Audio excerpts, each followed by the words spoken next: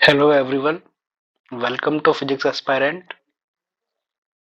आज के वीडियो में हम बात करने वाले हैं आरपीएससी का जो सेकंड ग्रेड का पेपर लगा है साइंस वाला। तो उसका जो फिजिक्स वाला पार्ट है उसको आज हम यहाँ अपन डिस्कस करेंगे। तो चलिए शुरू करते हैं। पहला क्वेश्चन है, एक मास गिवन है 1 kg जो कि 0.4 c स्पीड से ट्रेवल कर रहा है। तो उसका मोमेंटम है p। यदि उसकी स्पीड को डबल कर दिया जाता है तो मोमेंटम क्या होगा। फर्स्ट ऑफ ऑल नोटिस कीजिए यहाँ पर 0.4 c लिखा हुआ है। तो 0.4 c मतलब c is speed of light.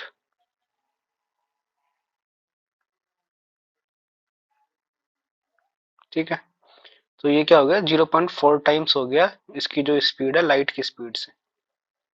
Now momentum की बात करते हैं। मोमेंटम क्या होता है हमारा, mv। तो यहाँ m जो आएगा वो क्या आएगा, हमारा डायनामिक मास आएगा।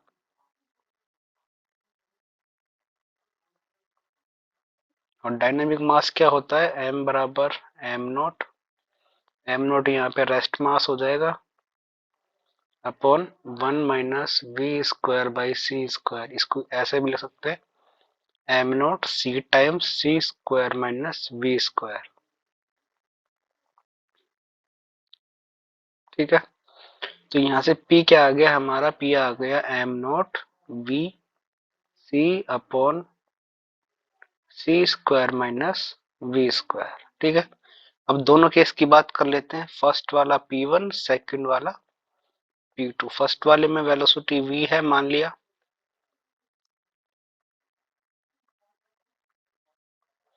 और सेकंड वाले में क्या हो गया, डबल कर दिया यानी कि 2v हो गया, यानी कि m not 2vc divided by c²।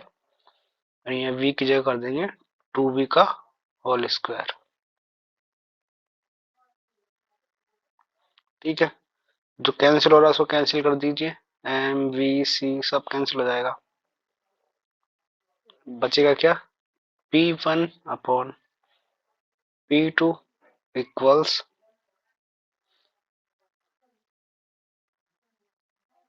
ऊपर 1 हुआ नीचे 2 है जो मल्टीप्लाई हो जाएगा √c² - v² से। और नीचे वाला जो है पार्ट वो चला जाएगा ऊपर, तो ये बन जाएगा √c² - 4v²। ठीक है, तो इससे जो भी रिजल्ट आएगा वो अपना आंसर हो जाएगा। इसको सॉल्व कर लेते हैं आगे। स्क्वायर रूट c² - 4v का वैल्यू है अपना 0.4c एंड इसका square divided by 2 square root c² - 0.4c का स्क्वायर। इतनी बात है। अब इसको अगर सॉल्व किया हमने, c² ऊपर से और नीचे से कॉमन आके बाहर आ जाएगा और कैंसिल हो जाएगा, बचेगा स्क्वायर रूट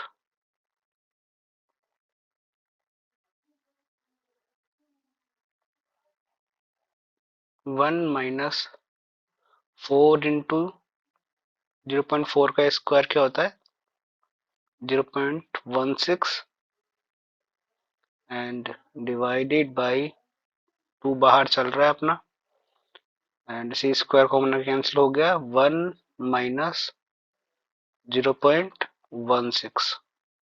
ठीक है, इसको सॉल्व कर लेते हैं। 116 और 4 कितना हो गया 64, और उसको अगर 1 में से सब्ट्रैक्ट किया तो बचा 0.36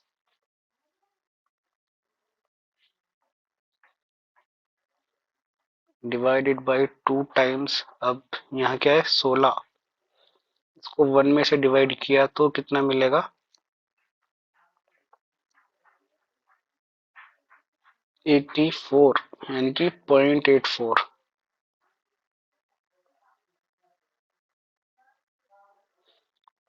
इसको अगर आगे सॉल्व करते हैं तो 0.6 और ये हो गया कितना 2 इंटू, ये किसके बराबर आएगा, ये आएगा अराउंड 0.9। 0.9 से प्लस आएगा तो 0.9 अपने उसको कंसिडर कर लेते हैं।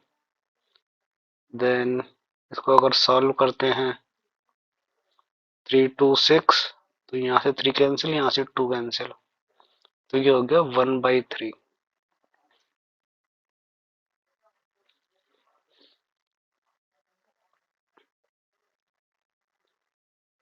तो आंसर अपना हो गया कितना, P2 equals to 3 times of P1।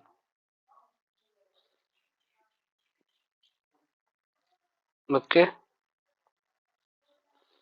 तो इसको अपन क्या बोल सकते हैं, more than 2P but less than 4P। ये आंसर इसका करेक्ट हो जाएगा। नेक्स्ट क्वेश्चन,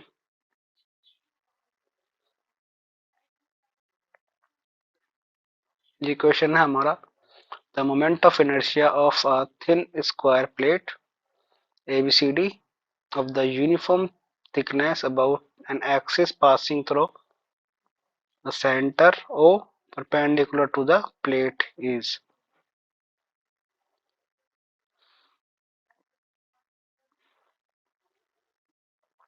बेसिकली अपन से क्या पूछ रहा है, अपन से ये पूछ रहा है कि एक एक्सिस है जो इसके सेंटर ऑफ मास से जा रही है, इसके अबाउट जो मोमेंट ऑफ इनर्शिया होगा वो क्या होगा। ठीक है, the moment of inertia of thin square plate uniform thickness about an axis passing through the center O and perpendicular to the plate, यानी कि इस प्लेट के परपेंडिकुलर, तो वो किसके बराबर होगा, ये हमसे पूछा गया है। ठीक है, तो इसमें फर्स्ट ऑफ ऑल तो अपन क्या लगाएंगे, perpendicular axis theorem.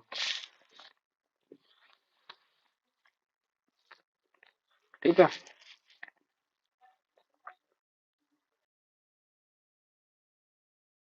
Perpendicular axis theorem क्या कहती है कि आई अलोंग जेड जो होगा वो होगा आई अलोंग एक्स प्लस आई अलोंग वाई। ठीक है, तो अब ऐसे ही अगर इस प्लेट के लिए बात करें अपन,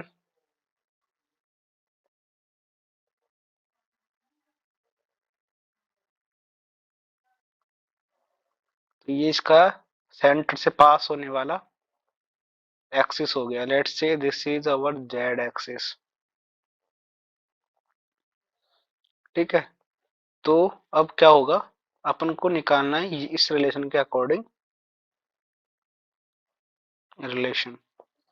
तो अपन एक एक्सिस तो इस तरीके से मान सकते हैं जो इसका एकदम बीच में से डिवाइड कर रहा है, यानी कि ये थर्ड वाली। और अगर इसको अपन ने एक्स माना तो इसको वाई मानना पड़ेगा, दोनों परपेंडिकुलर होनी चाहिए according to perpendicular axis theorem. तो या तो होगा I Z equals to I3 plus I4, या फिर अपन मान सकते हैं ये वाली x मान लिया और ये वाली y मान लिया। ठीक है, तो इन दोनों का एडिशन हो जाएगा।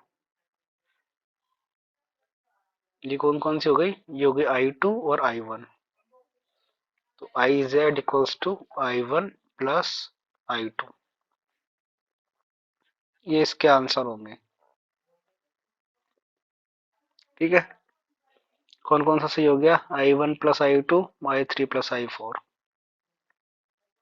अब इसमें क्या है, I1 प्लस I3, नहीं ये नहीं हो सकता, क्योंकि अगर एक्सिस को I1 यहाँ ये वाला और I3 यहाँ लिया तो दोनों क्या है, परपेंडिकुलर नहीं है, दोनों के बीच का एंगल जो है वो चेंज हो गया, तो इससे जो रिजल्ट आएगा वो डिफरेंट आएगा, सेम नहीं आएगा।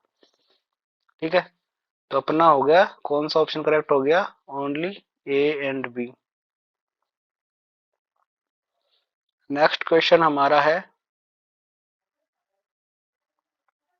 मोमेंटम के लिए, और वो क्या है, a stone is dropped from height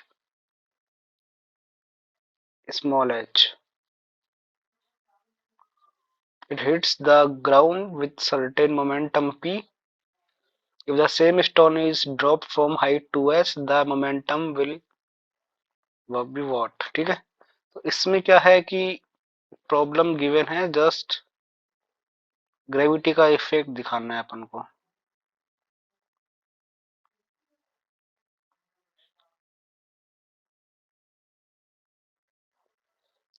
let's say this is the stone, इसको अपन h हाइट से ड्रॉप कर रहे हैं। तो जब h हाइट से अपन ड्रॉप करेंगे तो इनिशियली इसकी वेलोसिटी 0 होगी,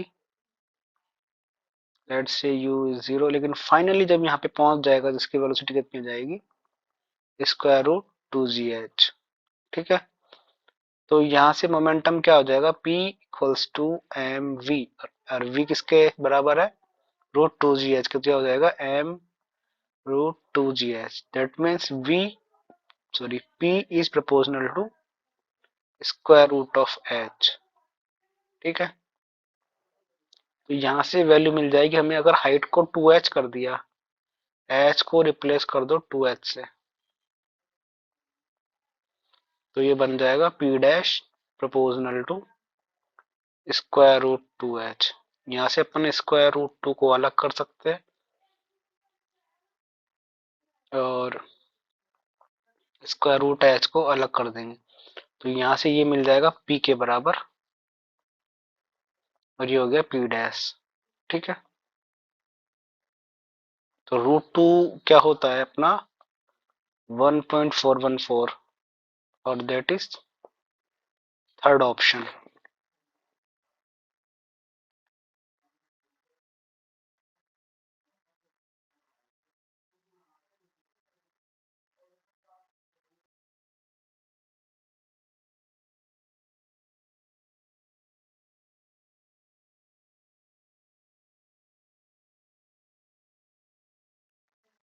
चलिए नेक्स्ट क्वेश्चन की बात करते हैं।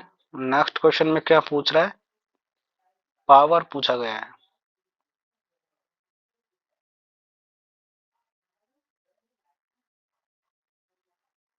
A body of mass m accelerates uniformly from rest to velocity v1 and time t1, यानी कि कोई भी मास है स्मॉल m, वो एट t बराबर 0 से t टाइम्स तक, यानी t1 टाइम्स तक कितनी स्पीड अटेन कर रहा है, दैट इज v1।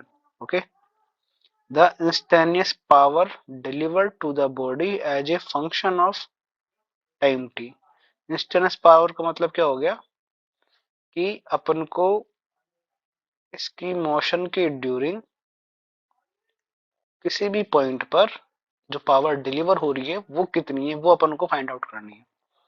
ठीक है, तो फर्स्ट ऑफ ऑल अपन अगर इसका एक्सेलरेशन निकालना चाहे तो वो क्या हो जाएगा, इनिशियली इसकी स्पीड है 0, और फाइनल अपनी t1 टाइम पे कितनी हो गई, v1, तो एक्सेलरेशन हो गया v1 minus 0 divided by t1 minus 0, that is v1 upon t1। इतना तो क्या हो गया, इसका एक्सेलरेशन हो गया। ठीक है, इस एक्सेलरेशन के अकॉर्डिंग अपन इसकी स्पीड की बात करें, अगर किसी टाइम t पर अपन इसकी स्पीड निकालना चाहे तो वो क्या हो जाएगा, v बराबर u plus A T, Newton का फॉर्मूला है।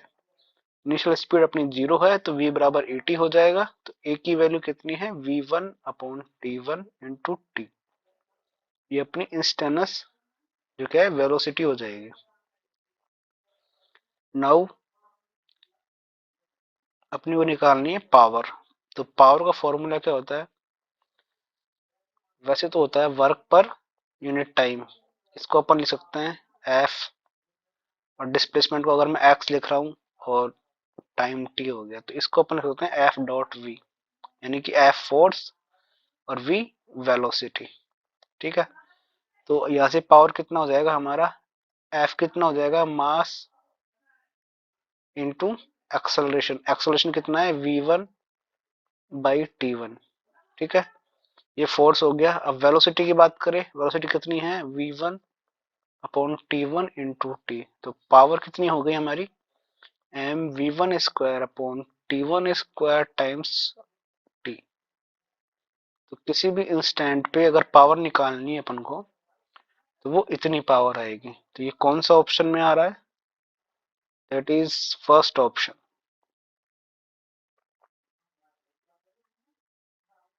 नेक्स्ट क्वेश्चन बात करते हैं। Two different metallic wires A and B of same radius and same length are joined। ठीक है, दो वायर्स है, सेम लेंथ है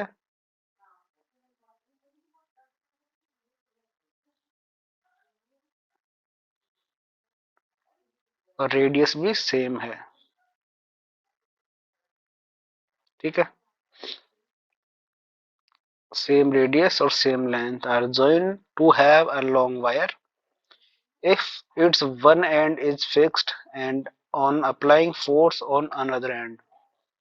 इसका वन एंड तो फिक्स है और सेकंड जो एंड है उस पर अपन क्या कर रहे हैं, फोर्स अप्लाई कर रहे हैं। And the elongation in the wire is 4 centimeter। if yb बराबर 3a then the change in the length of wire b is, चलिए let's say this is a and this is b। ठीक है, तो अपना जो यंग का modulus होता है वो क्या कहता है कि वैसे क्या होता है, स्ट्रेस अपॉन स्ट्रेन। ठीक है, तो यंग का मॉडुलस क्या होता है, जब लेंथ में चेंज हो रहा है तो जो इसका एक्टिंग स्ट्रेस है वो, और कितना उसमें विकृति आई है स्ट्रेन, वो दोनों का डिवाइड कर देंगे तो वो अपना यंग का मॉडुलस हो जाता है।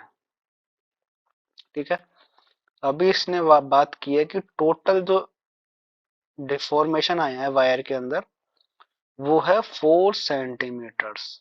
ओके, चलिए अब क्या करते हैं, इसको एक बार लिख लेते हैं। स्ट्रेस क्या होता है, एफ अपॉन ए। स्ट्रेन क्या होता है, delta L upon L. Okay, तो that is something y equals to F L upon A delta L. ठीक है, अब क्या करना है, इसने बोला है कि लेंथ सेम है, क्रॉस सेक्शन सेम है तो एरिया भी सेम हो गया। ठीक है, और फोर्स अपन इसके एक ही एंड पे लगा रहे हैं तो फोर्स भी सेम हो गया। तो अपना क्या प्रोपोर्शनलिटी रिलेशन मिलता है, 1/डेल्टा एल। ठीक है, तो Y A upon Y B अगर अपन निकालना चाहें तो वो आ जाएगा delta L B upon delta L A. Okay, तो Y A upon Y B क्या है अपने पास, ये रिलेशन गिवन है, Y B is 3 times of Y A. तो यहां से Y A upon Y B क्या आ जाएगा, Y A upon Y B is 1/3। ठीक है, तो इसकी वैल्यू अपन 1/3 पुट कर देते हैं तो यहां से आ जाएगा कि जो डेल्टा एल बी है वो कितना हो गया, 1/3 टाइम्स ऑफ डेल्टा एल ए। ये रिलेशन हमें मिल गया। और डेल्टा एल टोटल कितना है, 4 सेंटीमीटर। तो delta L A plus delta L B कितना हो जाएगा, 4 सेंटीमीटर। यहां से अगर अपन निकालना चाहें डेल्टा एल को, ए वाले को कितना आ जाएगा, delta L A is 4 centimetre minus delta L B. Okay, तो इसको लिख देते हैं इधर, delta L B is 1/3 of 4 centimetre minus delta L B. ठीक है, तो इसको अपन क्या लिखेंगे, दैट इज, इसको उठा के इधर ले आओ तो ये हो जाएगा 1 plus 1/3 that is 4/3 delta L B equals to, ये हो गया 4/3 सेंटीमीटर। ठीक है, ये कैंसिल अप होगा तो डेल्टा एल भी आ जाएगा 1 सेंटीमीटर।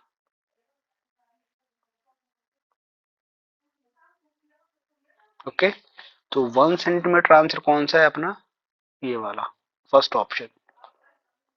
सेकंड क्वेश्चन की बात करें तो इसमें है a sample of mass small m kg of water is slowly heated from temperature T1 to temperature T2।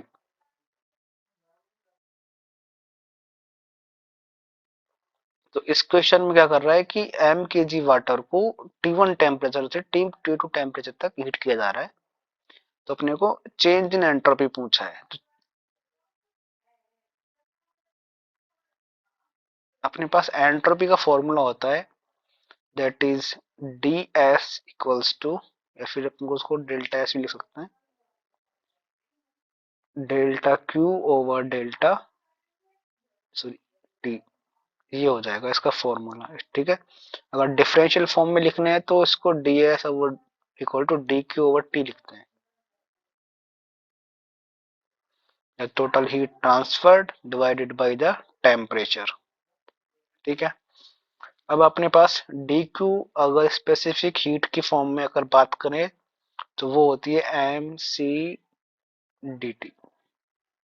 ठीक है, जहाँ पे सी जो है वो क्या कर रहा है, स्पेसिफिक हीट को शो कर रहा है, हीट कैपेसिटी जो होती है उसको शो कर रहा है, तो वाटर की हीट कैपेसिटी को शो कर रहा है। तो यहाँ से डी एस हो गया हमारा M C D T that is small M over T. अगर डेल्टा एस की बात करेंगे तो इसका क्या कर देंगे, इंटीग्रेशन कर देंगे, तो एम सी तो कांस्टेंट है, इंटीग्रेशन हो जाएगा टी का, तो बन जाएगा एम सी एल एन। अगर टेम्परेचर T1 से टेम्परेचर T2 तक हीट कर रहे हैं तो बन जाएगा एल एन 1/T का क्या हो जाएगा, एल एन टी होगा, लिमिट अप्लाई करेंगे तो बन जाएगा L N T two minus L N T one. ठीक है, तो माइनस के चिन्ह को अगर अपन हटाना चाहेंगे तो क्या हो जाएगा, दोनों अपन डिवाइड में आ जाएंगे, L N T two upon T one, ये ऑप्शन इसका हो जाएगा, that is third option M S L N T two upon T one. Next,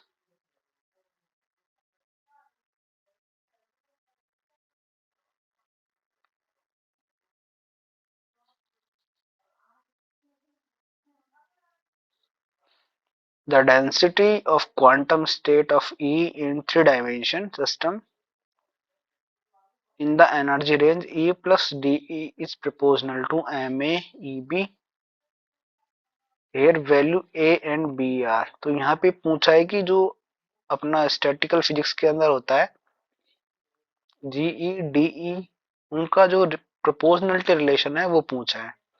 किस पर पूछा है, मास और एनर्जी पर। ठीक है, तो प्रोपोर्शनलिटी रिलेशन की बात कर रहे हैं तो सम कांस्टेंट टर्म होती है, साथ में इसमें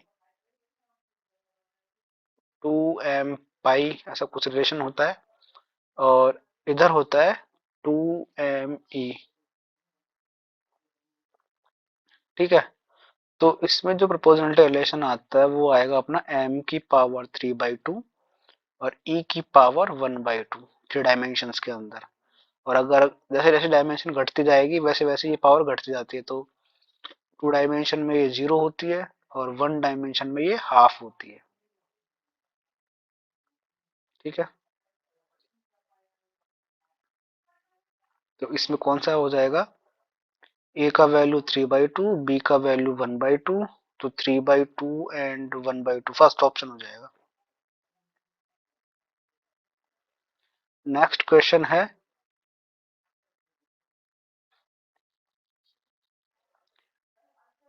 3 point charges 2q, q and q are placed x equal to 0, x equal to half, x equal to 1 respectively. If the net force on a small charge q is 0, then capital Q is। तो इसके अंदर क्या कर रहे हैं, तीन charges अपने पास, एक को रखा हुआ है x बराबर 0 पे जो कि है 2q, एक को रखा है x इक्वल टू हाफ पे कैपिटल Q, और एक को रखा हुआ है x इक्वल टू 1 पे, लेट से 1 हाफ 0। ठीक है। और फिर बोला है कि इस क्यू पर टोटल फोर्स जो है वो 0 है।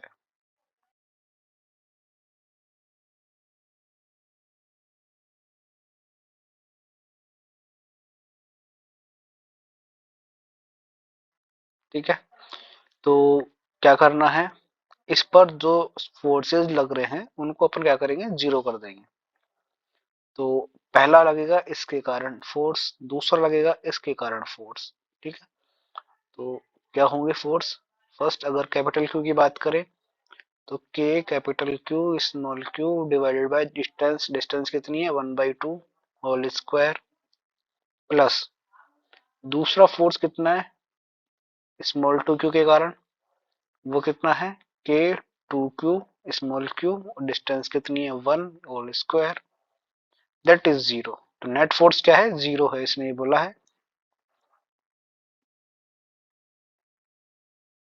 ओके, तो सॉल्व करते हैं। यहाँ से मिल जाएगा के कैंसिल हो जाएगा, स्मॉल क्यू कैंसिल हो जाएगा, तो बचेगा क्या अपने पास Q, और ये 1/2 है, इसका स्क्वायर 1/4, ऊपर आके ये 4 हो जाएगा, 4Q इक्वल्स टू, इधर जाके ये माइनस का हो जाएगा, 1 का स्क्वायर 1, तो 2Q है, ये माइनस का 2Q। अगर इसको सिंप्लीफाई करेंगे तो आ जाएगा Q इक्वल्स टू माइनस का Q/2, that is third option. ठीक है, नेक्स्ट क्वेश्चन है, two particles of the same mass m moving in different directions with the same speed v collides and sticks together. After the collision, the speed of the composite particle is v/2. The angle between the velocities of the two particles before collision is. Let's say कि कोई particle इधर से आ रहा है और कोई particle इधर से आ रहा है। ठीक है, एंड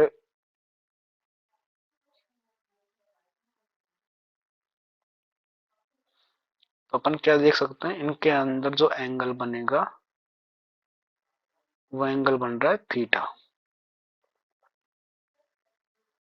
ठीक है, आफ्टर कॉलिजन क्या हो रहा है कि ये दोनों स्टिक हो जा रहे हैं और वेलोसिटी हो जाती है v/2। तो अपने को निकालना है कि इनका एंगल क्या है, ये थीटा बिफोर कॉलिजन। तो क्या करते हैं, अपन लगाएंगे momentum conservation, that is p initial equals to p vector final. ठीक है, let's say this is first particle, this is second particle, और आफ्टर कॉलिजन लेट से इन दोनों को मिला के एक पार्टिकल बन जाएगा और वो एक साथ v/2 वेलोसिटी से मूव करेंगे। ठीक है, तो ये हो जाएगा p1 vector plus p2 vector equals to p final vector. ठीक है, यहाँ पे मैंने इसके कंपोनेंट ब्रेक नहीं किए हैं क्योंकि मैंने इसको वेक्टर फॉर्म में लिखे हैं, तो कंपोनेंट क्रैक करने की अपने को जरूरत नहीं है। तो अपने को सिर्फ इसके मैग्नीट्यूड की बात करनी चाहिए। तो अगर मैग्नीट्यूड की बात करेंगे तो क्या हो जाएगा, p1 plus p2 vector whole square is p final vector whole square. क्या किया है, इसका इसी से मल्टीप्लाई कर दिया है। तो यहाँ से आ जाएगा p1 का मैग्नीट्यूड, दूसरा आ जाएगा p2 का मैग्नीट्यूड, साथ में आ जाएगा 2p1 डॉट p2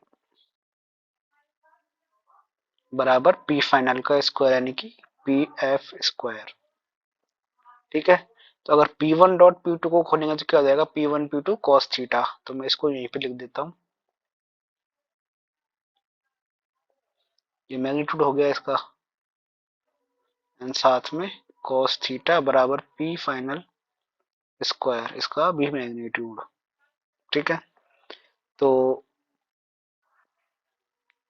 इसका मास m है, इसका भी मास m है, वेलोसिटी दोनों की v है, तो v square plus M V square, mass का भी स्क्वायर हो गया, प्लस यहाँ पे 2, ये भी एम भी है, ये भी एम भी है, तो M square V square cos theta. अब फाइनली मास दोनों ऐड हो गए, तो मास हो गया है 2m और वेलोसिटी है v/2, तो मास कितना हो गया 2m, वेलोसिटी कितनी हो गई v/2, इसका होल स्क्वायर, इतना हो जाएगा। तो 2 2 कैंसिल, बचा कितना M square V square. Okay, तो LHS से सारे एम वी स्क्वायर कैंसिल हो जाएंगे, बचे कितना यहाँ 1 यहाँ 1 और ये 2 cos थीटा। ठीक है, तो इसको मैं इधर लिख देता हूँ, that is 2 plus 2 cos theta equals to 0। ये 1 है तो यह भी 1 हो जाएगा, 0 नहीं है 1 है। ठीक है, इसको उठा के इधर ले जाओ, तो बन जाएगा 2 cos थीटा और ये जाएगा 1 माइनस 2 दैट इज -1, यहाँ से जाएगा cos theta equals to -1/2। Clear है, तो अगर cos थीटा -1/2 है तो एंगल क्या होगा, तो एंगल हो जाएगा इसका cos 1/2 कब होता है, थीटा इक्वल्स टू 60 डिग्री पे, लेकिन यहाँ पे बात है नेगेटिव की, नेगेटिव की बात कर रहे हैं तो यहाँ पे हो जाएगा पाई माइनस 60, यानी कि पाई/3, यानी कितना हो जाएगा 120 degree. This is the correct option. ठीक है, आगे चलते हैं, इसमें क्या है, which of the following is a correct Maxwell equation for harmonically varying field. ठीक है, तो मैक्सवेल इक्वेशन की बेसिकली बात कर रहा है, तो ये करेक्ट है, del dot E equals to rho upon epsilon, यहाँ से ये भी करेक्ट है। ठीक है, इसमें लिखा हुआ है del cross H equals to -j⍵d plus J, ये भी करेक्ट है। यहाँ पर गड़बड़ है थोड़ी सी, यहाँ पर जो प्लस का साइन है वो माइनस का होना चाहिए था, यानी कि डेल क्रॉस ई बराबर j⍵b होता है, तो ये वाला ऑप्शन अपना आंसर हो जाएगा।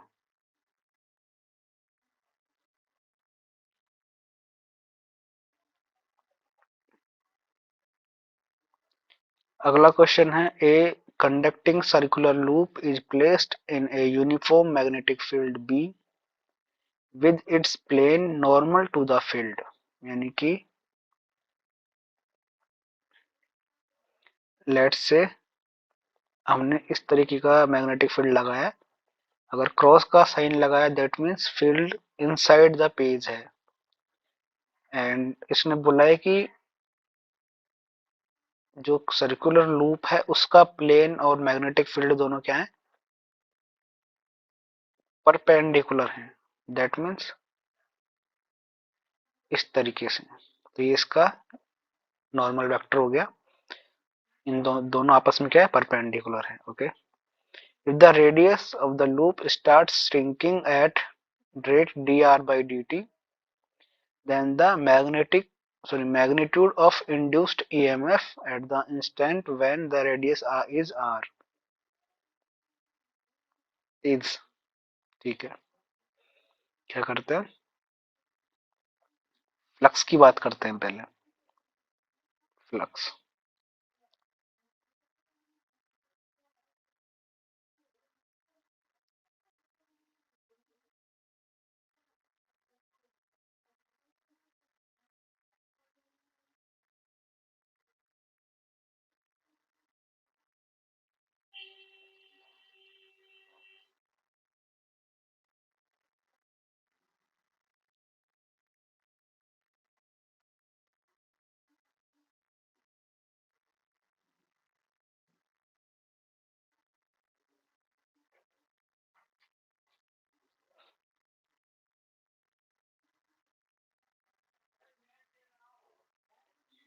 चलिए, फ्लक्स क्या होता है हमारा, B vector dot D S vector. यहाँ पे डी एस एरिया हो गया और बी वेक्टर जो है मैग्नेटिक फील्ड हो गया, ये होता है। अगर इस वाले केस की अपन बात करते हैं तो इसका जो एरिया वेक्टर है और मैग्नेटिक फील्ड है दोनों के बीच में 90 एंगल बनेगा। That means total flux zero होगा। तो ये इस केस की बात नहीं कर रहा मेरे हिसाब से। इसका जो कहना चाह रहा है कि वो ये है कि फील्ड जो है वो इससे पास कर रहा है। दैट मीन्स इसका जो प्लेन है वो परपेंडिकुलर है, जबकि इसका नॉर्मल वेक्टर है वो मैग्नेटिक फील्ड की डायरेक्शन में है। यानी कि मैग्नेटिक फील्ड डायरेक्शन कैसे हो गया, इस तरह से पेज के अंदर की तरफ। तो इस केस में अगर इसको अपन सॉल्व करना चाहें तो ये बन जाएगा बी, अगर ds की बात करेंगे, बी इसने बोला है कि रेडियस r लेनी है, तो अगर ds का इंटीग्रेशन करेंगे अगर किसके लिए, लूप के लिए, तो ये बन जाएगा इसका एरिया पाई आर स्क्वायर, ठीक है, एंड cos थीटा। तो दोनों के बीच में एंगल बन रहा है कितना, 0।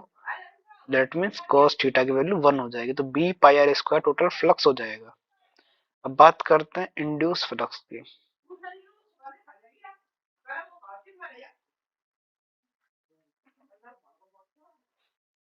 इंड्यूस फ्लक्स क्या हो जाएगा, इंड्यूस फ्लक्स हो जाएगा अपना, तो इंड्यूस ईएमएफ, तो ईएमएफ हो जाएगा अपना माइनस, फेराडे का लॉ क्या कहता है, माइनस का del phi by del T, ठीक है। तो अब यहाँ पे ये लूप जो है वो श्रिंक हो रहा है, यानी कि धीरे धीरे छोटा होता जा रहा है, तो इसका जो रेडियस है वो कम होगा। इस तरीके से ये श्रिंक हो रहा है, छोटा होता जा रहा है।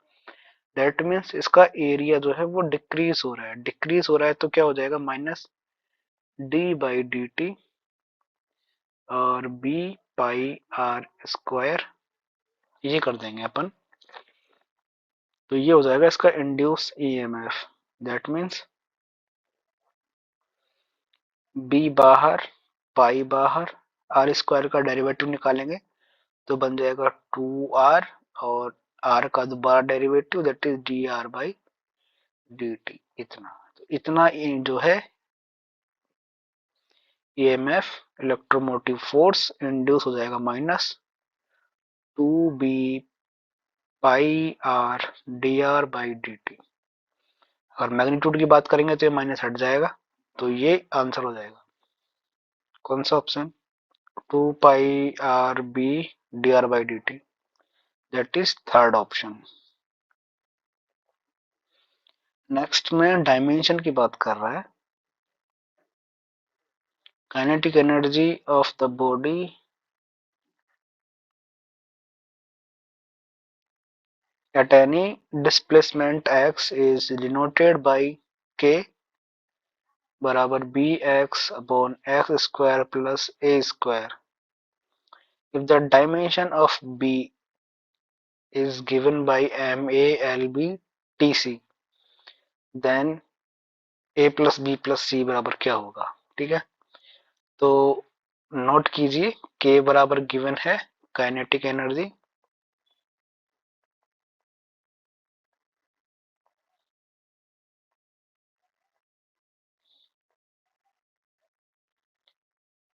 शॉर्ट में लिखता हूँ काइनेटिक एनर्जी, ठीक है। तो काइनेटिक एनर्जी की जो डायमेंशन होती है वो क्या होती है,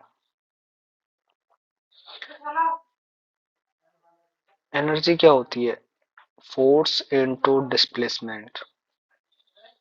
वर्क डन जो होता है और एनर्जी जो होती है दोनों की यूनिट या डायमेंशन सेम ही होती है। तो फोर्स की डायमेंशन होती है m1 l1 t-2, और x क्या हो गया, डिस्टेंस है, तो डिस्टेंस के लिए फिर से l1, तो ये हो गया m1 l2 t-2। ये किसकी हो गई, एनर्जी की या फिर काइनेटिक एनर्जी की, ठीक है। अब बात करते हैं b की डायमेंशन की, तो यहां से आ जाएगा k equals to B X upon X square plus A square, ठीक है। किसी भी क्वांटिटी में अगर कोई क्वांटिटी ऐड हो रही है दैट मीन्स वो क्वांटिटी सेम यूनिट रखती है। ठीक है, तो अगर x पोजीशन का है तो ये भी पोजीशन को ही शो करेगा। ठीक है, तो यहां से बात करते हैं b के फॉर्मूले की, तो b आ जाएगा k x square plus A square divided by x. ठीक है, k की डायमेंशन पता है अपन को m1 l2 t minus two. यहाँ पे x square plus A square है, इसकी डायमेंशन क्या हो जाएगी, दोनों क्या होगी, लेंथ होगी, क्योंकि सेम क्वांटिटीज अपन ऐड कर सकते हैं। तो अगर ये लेंथ है तो ये भी लेंथ होगी, तो ये लेंथ का स्क्वायर है तो ये भी लेंथ का स्क्वायर हो जाएगा। That means l2 divided by x यानी कि l। एक l से एक l कैंसिल हो जाएगा, b की आ जाएगी क्या m1 l3 t minus two. अब इसने a plus B plus C पूछा है, that means 1 plus 3 minus to.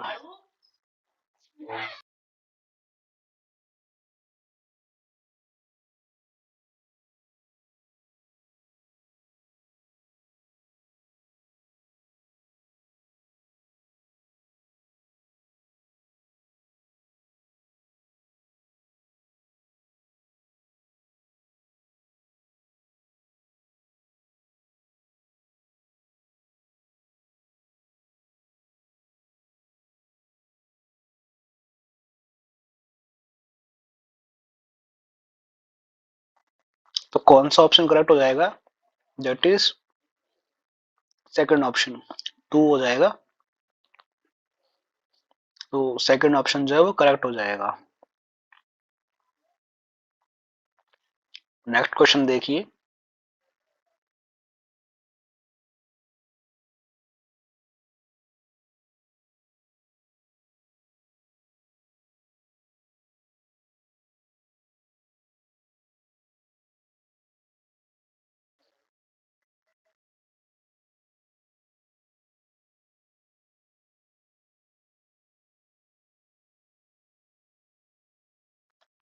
Question क्या है, the work done by the force F vector equal to 5x along I cap and displacing the particle from x बराबर 3 to 5।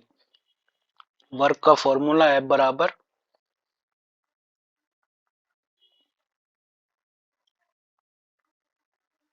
ठीक है, तो यहां से हो जाएगा फोर्स अपना कितना है 5x along I cap, तो dx I cap I1 5x dx हो जाएगा, कहां से कहां तक 3 to 5, यानी कि बन गया 5 बाहर, x का integration x square divided by 2, 5 3 कितना हो गया 5 एक्स स्क्वायर यानी कि 25, 3 का स्क्वायर मतलब 9 डिवाइडेड बाई 2 कितना हुआ 25 माइनस 9,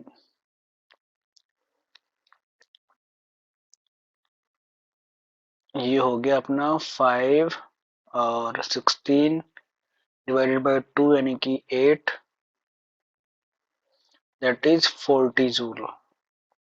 सेकंड ऑप्शन। अगला क्वेश्चन देखिए।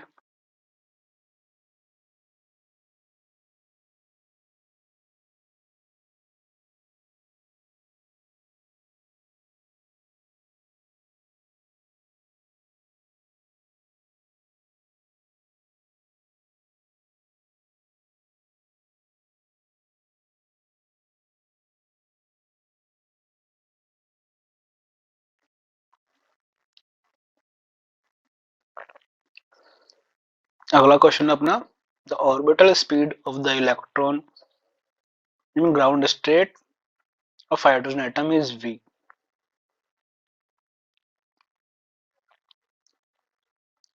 its orbital speed when it is excited to the energy state minus 3 by 4 will be। तो वेलोसिटी अगर बात कर रहे हैं अपन, वो क्या होती है, लेट्स से कि v नॉट और साथ में क्या होता है जो इसका प्रिंसिपल क्वांटम नंबर n होता है वो। ठीक है।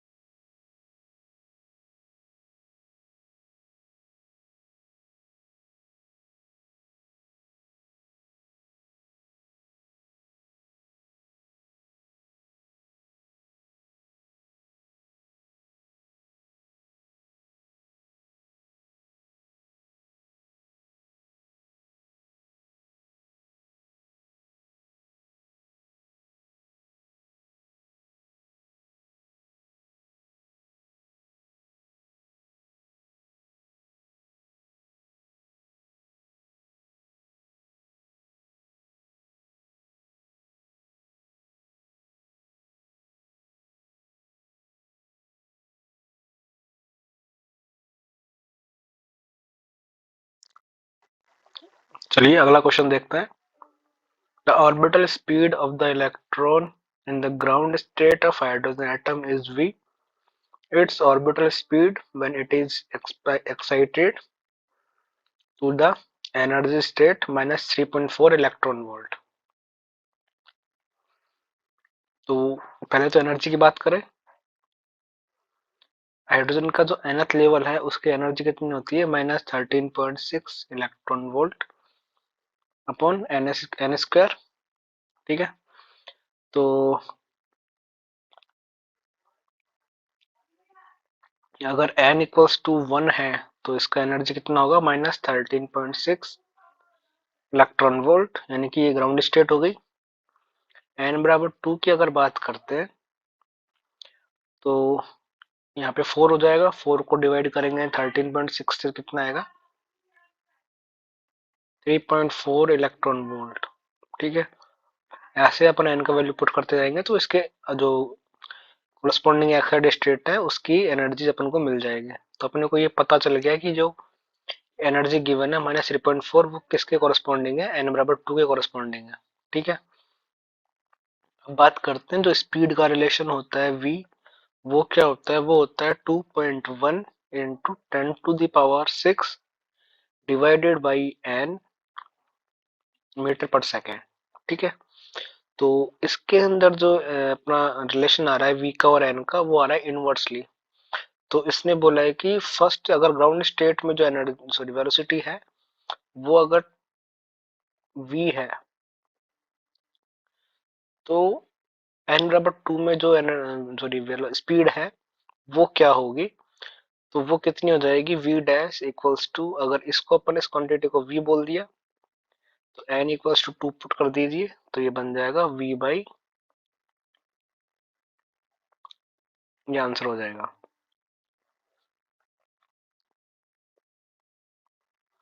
अगला क्वेश्चन है the energy spectrum of one dimensional quantum simple harmonic oscillator is. Energy spectrum की बात करें तो पहले एनर्जी की बात कर लेते हैं।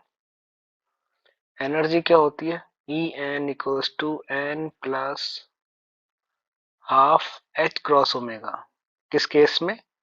वन डायमेंशनल के केस में। यानी कि वन डायमेंशनल केस अगर होगा तो क्वांटम में इसकी एनर्जी जो होती है वो होती है N plus half H cross omega. तो अगर एन का वैल्यू वन रखेंगे तो H cross omega divided by two. अगर एन का वैल्यू टू रखेंगे तो वो जाएगा थ्री बाई टू।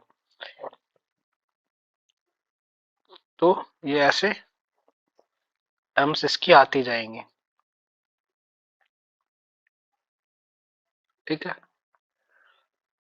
तो यहाँ पर जो एनर्जी मिल रही है वो क्या मिल रही है? एच क्रॉस एम ओमेगा के डिफरेंस में मिल रही है। तो अगर स्पेक्ट्रम की बात करें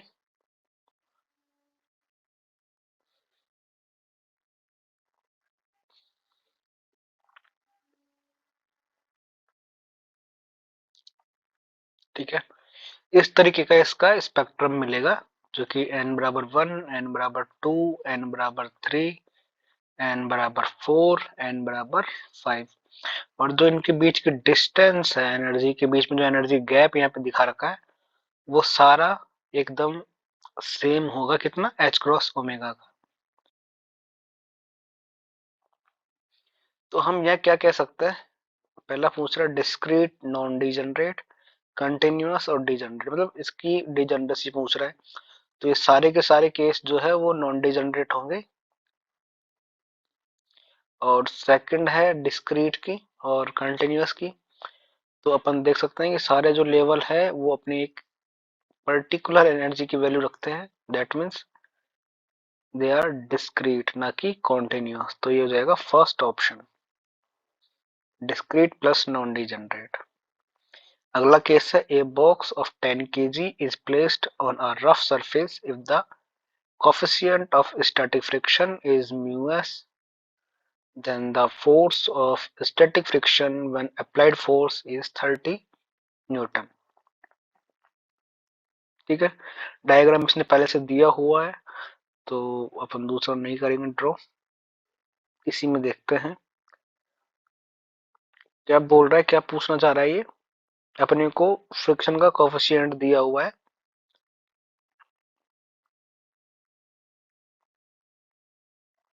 A box 10 kg on rough surface if the coefficient of friction then the force of static friction, यानी कि स्टैटिक फ्रिक्शन का कितना फोर्स लग रहा है वो पूछ रहा है अपन को।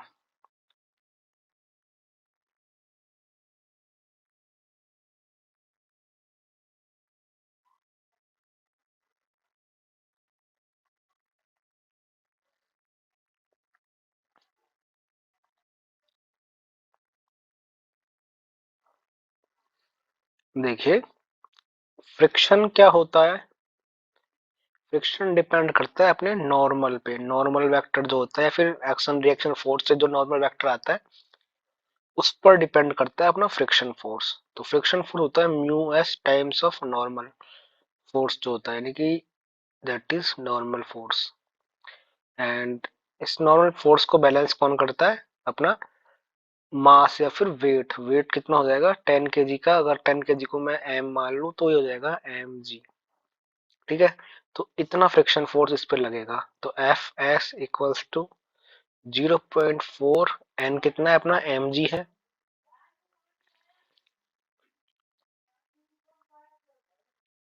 एम जी है तो एम कितना हो गया 10 केजी और जी कितना है 10। इसको सॉल्व कर लो, इतना आ जाएगा, दैट इज 40 न्यूटन। बेसिकली इसका कोई रोल नहीं है।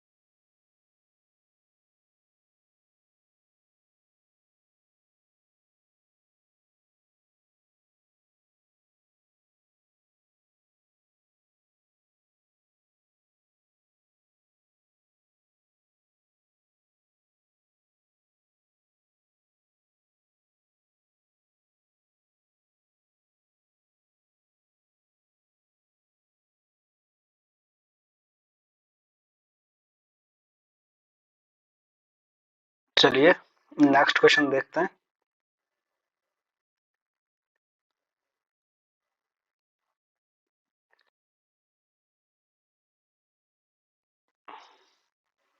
Select the option from the following sets which is not permissible for an electron in atom। ठीक है, तो फर्स्ट ऑप्शन है n equals to 2, l equals to 1 और m equals to 0, s equals to plus half. ठीक है, तो इसमें कुछ भी गलत नहीं है, सब सही है। क्यों? n का वैल्यू 2 गिवन है, तो l का वैल्यू n से क्या होना चाहिए, कम होना चाहिए, जो कि 1 है, जो भी सही है। और m का वैल्यू कितना हो सकता है, माइनस एल से प्लस एल तक। ठीक है, तो l का वैल्यू कितना हो सकता है, 0 और 1 हो सकता है। तो 1 अगर ले रहे हैं तो उसके लिए अपना -1, 0 और +1, ये तीन वैल्यू m की हो सकती है। तो ये करेक्ट ऑप्शन है, यानी कि करेक्ट रिलेशन है, सही है। अगला n बराबर 3 के लिए है, l इक्वल्स टू 3, तो ये गलत ऑप्शन है। l का वैल्यू जो है वो हमेशा लेस देन होगा n से। ठीक है,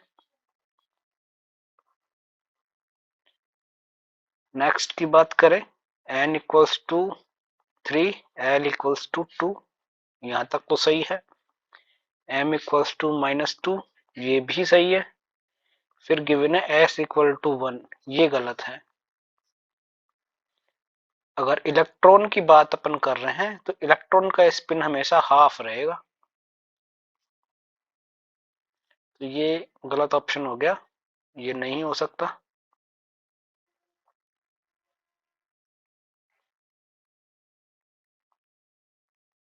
यहाँ पे करता हूं मैं मार्क।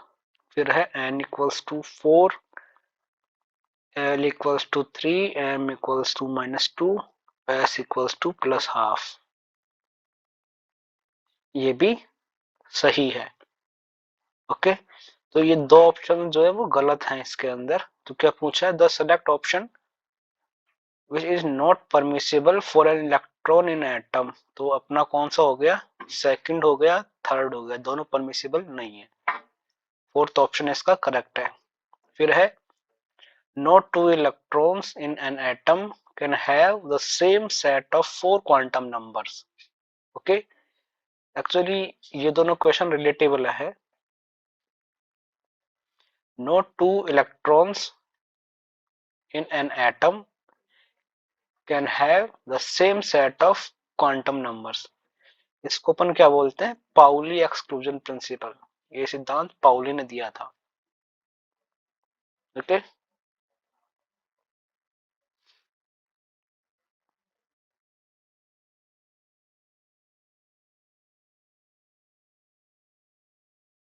और next question is which among of the following function represent a physically acceptable wave function।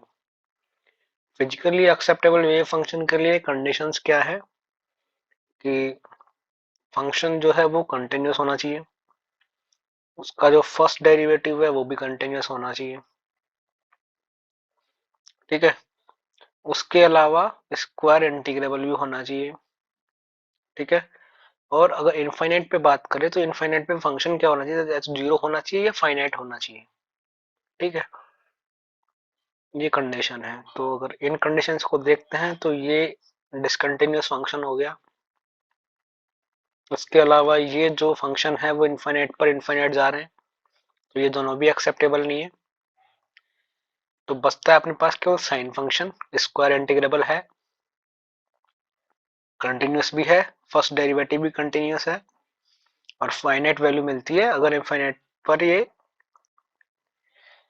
Evaluate किया जाए तो। ठीक है, तो इसका ऑप्शन हो गया सेकंड। अगला क्वेश्चन अपने पास है, इससे पहले जरा इसको देख लेते हैं। The type of crystal system when axial distances a not equal to b and not equal to c and axial angles are alpha equals to gamma equals to 90 degree and beta is not 90। तो ये case किसका है, monoclinic का है। अब इसकी बात करते हैं, तो इसमें पूछा है अपन को A and magnitude A vector plus B vector. Okay, तो ए को बाहर रखते हैं, ए प्लस बी का मैग्नीट्यूड क्या आ जाएगा, that is A magnitude square plus B magnitude square plus 2ab और दोनों के बीच का एंगल का कॉस। ठीक है, ये इसका मैग्नीट्यूड हो जाएगा। अब इसको अपन को यहाँ पे cos थीटा को एलिमिनेट करना है, तो इसके लिए अपन बात करते हैं magnitude A vector cross B vector is equals to square root of A dot B. ठीक है, मैग्नीट्यूड की बात हो रही है, तो ए क्रॉस बी को अपन क्या लिख सकते हैं, ए का मैग्नीट्यूड बी का मैग्नीट्यूड टाइम्स साइन थीटा, दोनों के बीच का एंगल अगर थीटा है तो, और एन कैप होगा, एन कैप का मैग्नीट्यूड 1 हो जाएगा। इधर क्या हो जाएगा, ए का मैग्नीट्यूड बी का मैग्नीट्यूड कोस थीटा। ठीक है, A B cancel, sine theta को, सॉरी साइन थीटा और कोस थीटा मिला, ये बन जाएगा क्या, टेन थीटा इक्वल्स √3। ठीक है, that means theta is equals to 60 degree.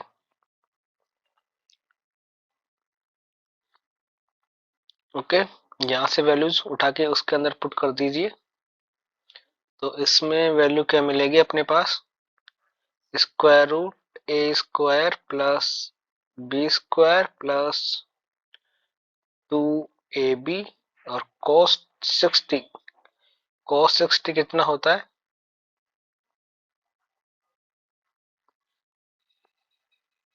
cos 60 हो जाएगा अपना 1/2।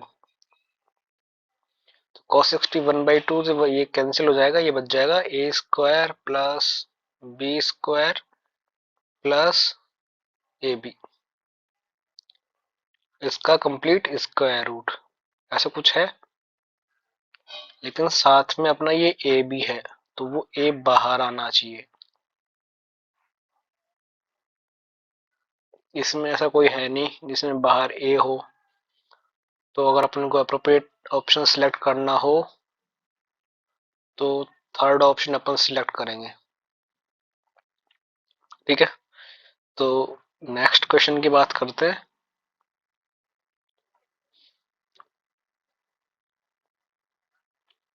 नेक्स्ट क्वेश्चन अपना है, the current of 0.5 ampere flows through a wire. The number of electrons passing through any cross section of the wire in 8 seconds will be।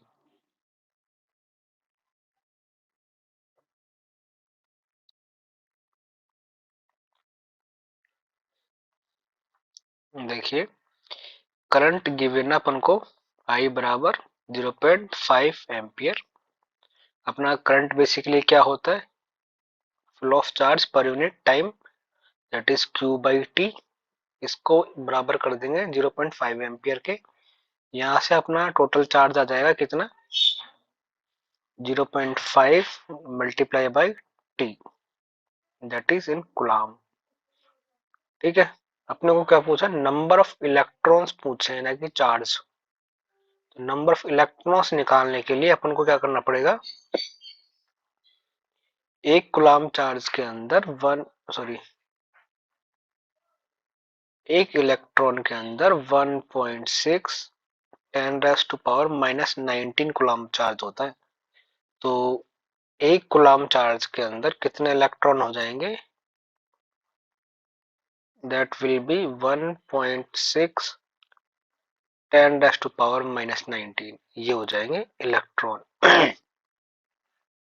ठीक है, तो यहां से अपने पास आ जाएगा Q बराबर 0.5 टाइम अपना 8 सेकेंड डिवाइडेड बाय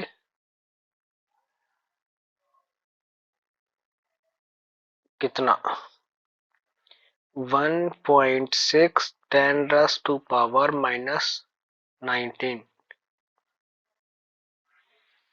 इतने इलेक्ट्रॉन हो जाएंगे। ठीक है, इसको इवेल्युएट कर लेंगे, 10⁻19 ऊपर आ जाएगा और 8 इंटू 0.5 दैट इज 4, 1.6। अगर यहाँ से पॉइंट हटाया ऊपर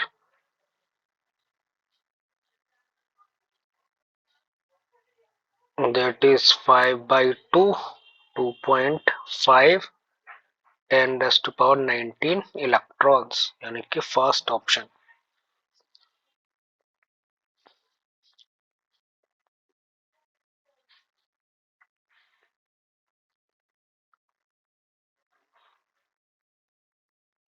ठीक है, अगला क्वेश्चन है the relation between frequency of the damped oscillator and the frequency of the undamped oscillator of the weakly damped oscillator is correctly represented by।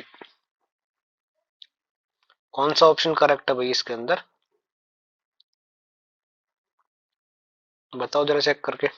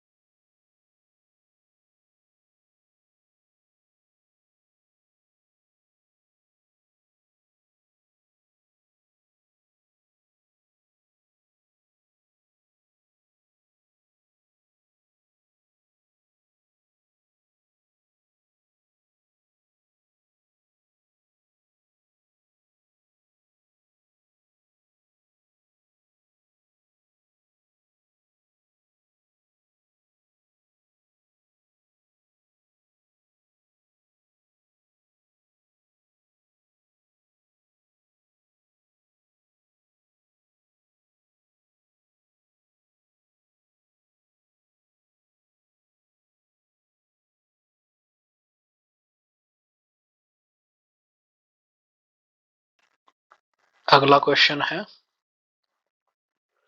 The relation between frequency of the damped oscillator and the frequency of the undamped oscillator of a weakly damped oscillator is represented by। तो ये अपना direct formula है that is omega star equals omega not 1 minus gamma square upon 4 omega not square की power half, that is our second option. और ये है the dielectric sphere is placed in a uniform electrostatic field, the electric field inside the dielectric sphere will be। ठीक है, तो इसके लिए relation अपने को याद रखना है, ये जो होता है 3/2 टाइम्स ऑफ ई नॉट। ठीक है, तो ये कुछ रिजल्ट्स है वो डायरेक्ट याद करने हैं क्योंकि इनका डेरिवेशन है वो काफी लंबा हो जाता है, तो अपन इस डायरेक्ट फॉर्मूला जो है वो याद रखते हैं इनके। नेक्स्ट क्वेश्चन अपना है which of the following is not correct, that is expectation value of an anti Hermitian operator is always imaginary. ये अपना सही है, क्योंकि अगर कोई भी एंटी हर्मिशियन ऑपरेटर है तो उसकी जो आइगन वैल्यू होती है वो हमेशा इमेजिनरी होती है, और उसी की कॉरस्पॉन्डिंग एक्सपेक्टेशन वैल्यू जो होती है वही क्या होती है, इमेजिनरी वैल्यू आती है। ठीक है, अगला है the expectation value of A Hermitian operator is always real. ये भी सही है। ठीक है, तो अपने जो भी ऑब्जर्वेबल्स होते हैं क्वांटम मैकेनिक्स के अंदर, चाहे वो मोमेंटम हो, चाहे वो एनर्जी हो, या कोई भी जो ऑब्जर्वेबल क्वांटिटी है, पोजीशन हो गई, तो वो सब क्या होती है, हर्मिशियन होती है, और उनके कोरस्पॉन्डिंग जो आइगन वैल्यू जो आती है वो सब रियल आती है। ठीक है, तो ये भी सही है। अगला है commutator of two hermitian operator is anti hermitian. तो उसका कम्यूटेशन रिलेशन देख सकते हैं। कम्यूटेशन रिलेशन क्या होता है, ए बी, तो ए बी का जो ब्रैकेट है ये कम्यूटेटर ऑपरेटर है, ऐसे जो ब्रैकेट है शो करते हैं इसको। तो ये क्या हो जाएगा, A B minus B A, and इसका क्या करना है अपने को, हर्मिशियन कॉन्जुगेट ले लेते हैं।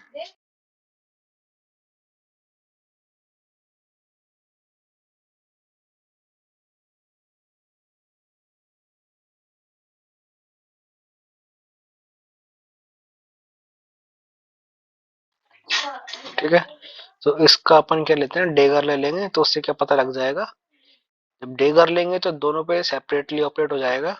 तब क्या होगा, ए बी का डेगर और बी ए का डेगर, ए बी का डेगर को अपन खोलेंगे, तब ये बन जाएगा बी, ये वाली टर्म आगे आएगी बी डेगर, और ये वाली टर्म पीछे जाएगी ए डेगर, माइनस ऐसे इसमें ए डेगर आगे आएगा और बी डेगर जो है पीछे जाएगा। ठीक है, इससे ये बन जाएगा बी डेगर ए डेगर माइनस ए डेगर बी डेगर। और सिंस अगर ये दोनों हर्मिशियन है, ए और बी दोनों अगर हर्मिशियन है, तो बी डैगर बराबर बी होगा और ए डैगर बराबर ए होगा। तो in that case A B A minus A B हो जाएगा। ठीक है, B A minus A B हो जाएगा। तो इसको इसके बराबर करने के लिए क्या करना पड़ेगा, माइनस कॉमन लेना पड़ेगा, तभी हो जाएगा ए बी माइनस बी ए हो जाएगा। ठीक है, दैट मीन्स अपने को क्या मिल गया, ये एंटी हर्मिशियन मिल गया। तो ये भी सही है। तो अपने पास कौन सा ऑप्शन बचा, ये ऑप्शन। तो ये ऑप्शन क्या है इसमें, इनकरेक्ट है, तो ये अपना आंसर हो जाएगा। है a body freely falls from a tower and it falls 7 by 16th of total distance in its last second. ठीक है, the time taken by the body for complete motion। अपने को कंप्लीट मोशन में जो time travel किया है वो अपने को टाइम निकालना है। ठीक है, तो अपन ने मान लिया कि इन टाइम टी ये एच डिस्टेंस जो है वो ट्रेवल करता है।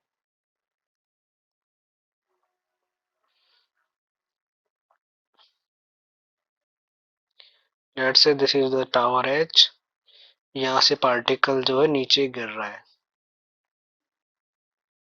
ठीक है, तो जब पार्टिकल नीचे गिर रहा है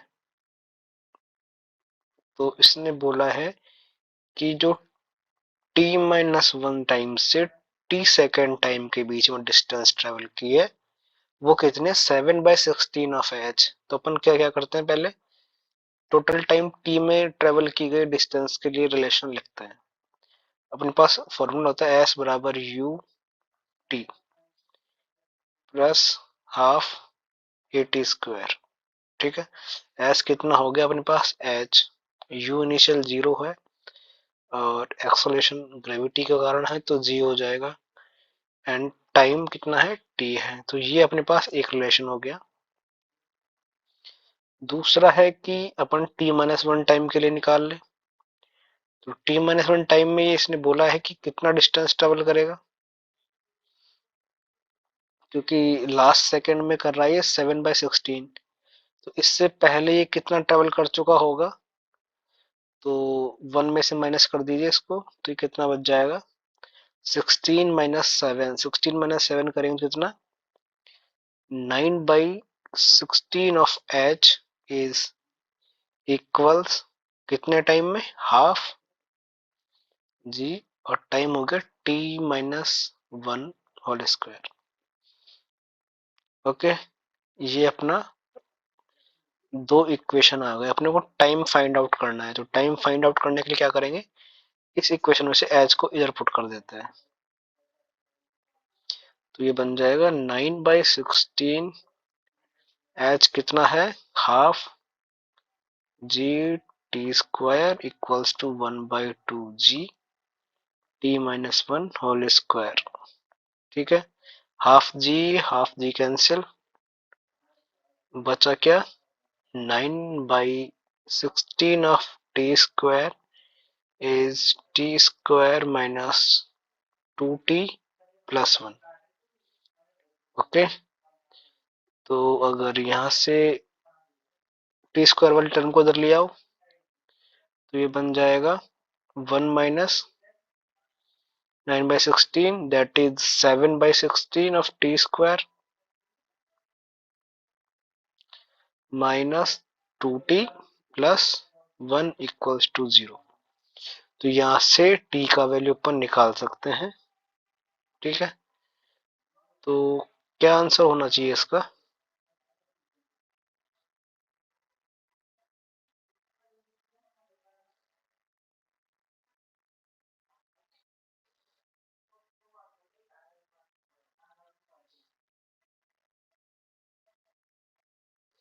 मेरे हिसाब से अगर इसमें t/4 पुट किया जाए तो ये बनेगा कितना, 7/16, 4 का स्क्वायर 16 माइनस 2 × 4 यानी कि 8 प्लस 1, 16 कैंसिल, 7 + 1 8, 8 1 8 0, यानी कि t बराबर 4 सेकंड जो है इसको सेटिस्फाई कर रहा है। दैट मीन्स t बराबर 4 सेकंड जो है इसका राइट आंसर हो जाएगा। ठीक है, next, which particle is not a lepton. तो पहला ऑप्शन ही है, प्रोटॉन क्या होता है, लेप्टॉन नहीं होता, प्रोटॉन बारियन होता है। बाकी सब न्यूट्रिनो, म्यूऑन और इलेक्ट्रॉन तो लेप्टॉन होते हैं। ठीक है, इसको देख लेते हैं एक बार। In following, if following of all four particles have same kinetic energy which have the largest de Broglie wavelength.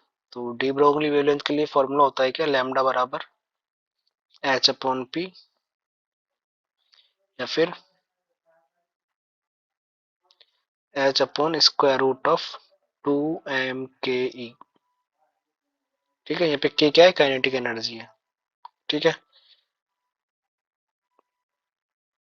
अब इसने क्या बोला है कि काइनेटिक एनर्जी सबके लिए सेम है, तो लार्जेस्ट de Broglie वेवलेंथ किसके लिए होगी, जिसका मास सबसे क्या होगा, कम होगा। जिसका मास सबसे कम होगा वही क्या होगा, उसी के लिए लैम्डा की वैल्यू सबसे ज्यादा होगी। अल्फा पार्टिकल नहीं, प्रोटॉन नहीं, न्यूट्रॉन नहीं, बचा कौन, electron. That is the right answer. इसका मास कितना होता है अपना, 9.1 10⁻⁻31। अल्फा पार्टिकल क्या होता है, He+2, यानी कि मास कितना हो गया इसका, 2 प्रोटॉन और 2 न्यूट्रॉन, तो यानी कि ये नहीं हो सकता। अगला क्या है, न्यूट्रॉन। न्यूट्रॉन का मास और प्रोटॉन का मास इलेक्ट्रॉन से ज्यादा होता है। दैट मीन्स कौन सही हो गया, इलेक्ट्रॉन वाला ऑप्शन सही है। At 300 Kelvin has an efficiency of 40%. By how much should the temperature of the source be increased so as to increase its efficiency by 50% of the original efficiency। ठीक है, अपने को सिंक का temperature दिया हुआ है, दैट मीन्स T2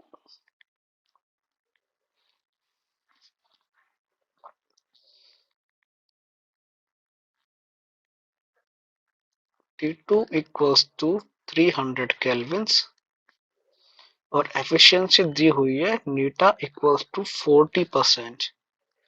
इससे अपन निकाल सकते हैं कि जो सोर्स का टेम्परेचर है वो क्या होगा? एफिशिएंसी 40% है, ठीक है। ये इक्वल होनी चाहिए 1 माइनस T2 अपॉन T1 के। यहाँ पे T2 हो गया सिंक का टेम्परेचर, T1 हो गया सोर्स का टेम्परेचर। इसको अगर सॉल्व किया तो ये बन जाएगा 2/5, ठीक है। इसको उठा के इधर ले आओ, इसको उठा के इधर ले आओ, तो ये बन जाएगा T2 upon T1 equals to 3/5, ठीक है। यहां से अपने को T1 निकालना है, तो T1 कितना हो जाएगा? T1 equals to 5/3 times of T2, और T2 अपना है 300 केल्विन। अगर सॉल्व करेंगे तो आएगा 500 केल्विन, ठीक है। अब क्या बोल रहा है ये अगले केस में कि जो इसकी प्रेजेंट एफिशिएंसी है जो कि 40% है या फिर 0.4 है, ठीक है, उसको अपन को इंक्रीज करना है। कितना? 50% इंक्रीज करना है, ठीक है। तो अगर कोई क्वांटिटी एक्स है उससे अपन को 50% इंक्रीज करना है, यानी कि इसका 50% हो गया, ये इतना इंक्रीज करना है। तो क्या करते हैं अपन, एक्स है उसका पहले 50% निकालेंगे, फिर उसको एक्स में ऐड कर देंगे, that means x plus 50/100 x, ठीक है। तो ये हो जाएगा 150/100 एक्स। सेम चीज यहाँ पे करनी है। क्या करना है कि अपने पास एफिशिएंसी है 0.4 पहले से, उसको इंक्रीज करना है 50%। 50% का मतलब हो गया 150 डिवाइडेड बाई 100, ठीक है। अभी जो किया है वही वहां से इसको सॉल्व कर लेते हैं। 5 3 15 और 2 इससे कट के ये 0.2, इस तरीके से ये हो जाएगा। इसको पॉइंट को हटा के 10 2 1 5, तो ये 3/5 हो गया, ठीक है। तो यानी कि इसकी एफिशिएंसी कितनी होनी चाहिए? 3/5 होनी चाहिए। तो अपने को टेम्परेचर जो T1 है किसका? सोर्स का, उसको इंक्रीज करना है कितने से? 500 से। लेट से कोई टेम्परेचर T तक इंक्रीज करना है। इतना टेम्परेचर अगर इंक्रीज कर देंगे तो इसकी एफिशिएंसी इतनी हो जाएगी, ठीक है। तो वही इनके एफिशिएंसी के फॉर्मूले में रखते हैं, that is 3/5 equals to 1 minus T2। Same है T1 500 प्लस T इतना हो गया, ठीक है। अब यहाँ से इसको सॉल्व करेंगे तो याद आएगा 300 500 प्लस T,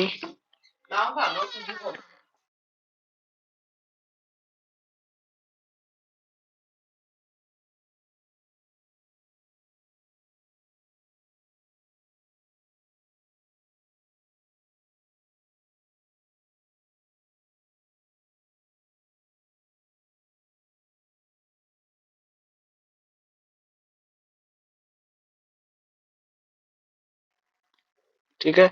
तो यहाँ से ये बराबर हो जाएगा कितने के? 2/5 के, and this will be cross multiply कीजिए तो 5 3 1500, और इधर हो जाएगा हाँ 1000 प्लस 2T, और सॉल्व करेंगे तो T बराबर आ जाएगा 250 kelvin.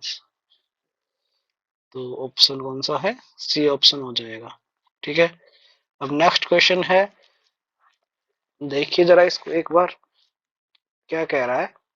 The correct relation between Gibbs free energy enthalpy और इंटरनल एनर्जी एंड एंट्रोपी। ये क्वेश्चन क्या कह रहा है? अपने को एक रिलेशन निकालना है गिब्स फ्री एनर्जी और बाकी जो एनर्जी है उसके अंदर।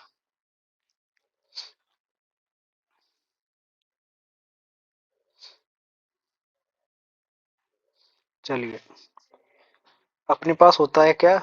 सिंपल सा फॉर्मूला होता है कि जी बराबर क्या होता है? एच माइनस टी एस, और अगर इसको ओपन करें तो ये क्या हो जाएगा? You plus P V minus T S. कौन सा ऑप्शन है? सेकंड ऑप्शन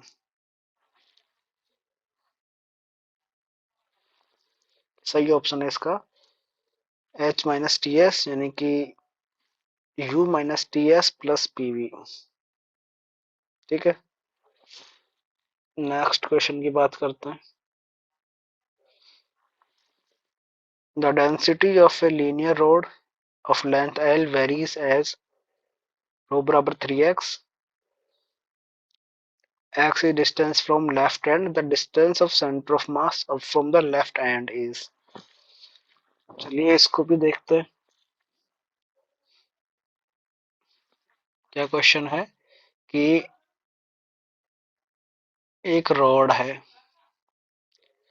और बोला है कि उसका जो मास है वो वेरी कर रहा है। तो लेट से अपन रॉड बनाते हैं थोड़ी डिफरेंट सी। इसका जो मास है वो वेरी कर रहा है, यानी कि पोजीशन जैसे जैसे बढ़ रही है वैसे वैसे मास वेरी कर रहा है। ठीक है, तो अपन को एक स्मॉल मास का एलिमेंट ले लेते हैं।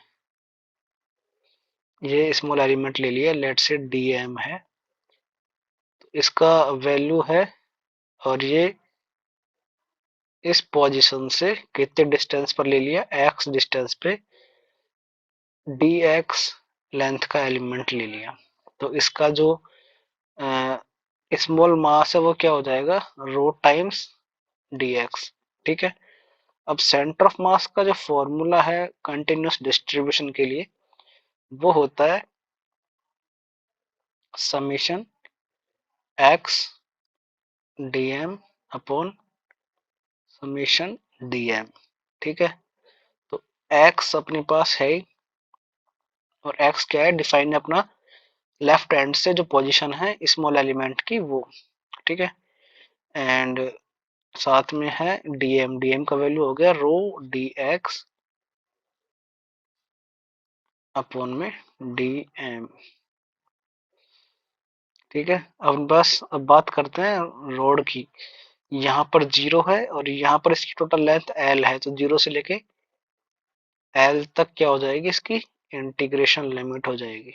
ठीक है, अब रो का वैल्यू पुट कर दीजिए, रो का वैल्यू है 3x, तो 3 कांस्टेंट है, इंटीग्रेशन से बाहर आ जाएगा एंड बचा एक x तो पहले से है, दूसरा x रो x में से आ जाएगा और dx।